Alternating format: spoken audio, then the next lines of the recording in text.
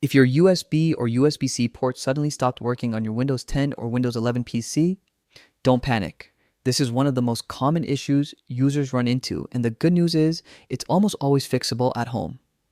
In this video, I'll walk you through the most effective methods to get your ports working again. Stick around because even one misstep can keep your USB devices from being recognized. Let's jump straight into the first fix. Updating your USB drivers. Start by opening your Windows search bar from the taskbar, type Device Manager, and open it. Once you're inside, scroll down until you find Universal Serial Bus Controllers. Click to expand it. Now look for USB mass storage device or any USB device that seems connected. Right-click on it and select Update Driver. Then choose Search automatically for drivers.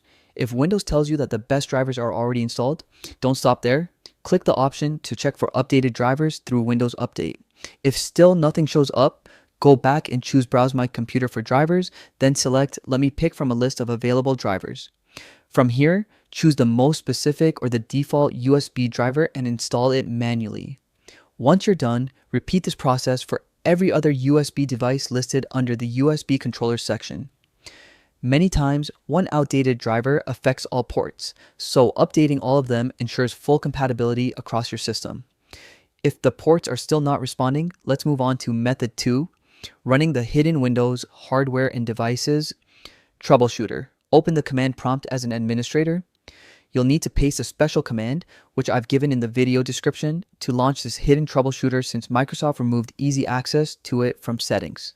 Once it opens, click Advanced and make sure Apply Repairs Automatically is checked. Then run the scan. Windows will automatically detect and fix USB-related issues behind the scenes. When it finishes, restart your computer. This step is important to apply any changes. And that's it. These methods fix USB and USB-C port issues for most users.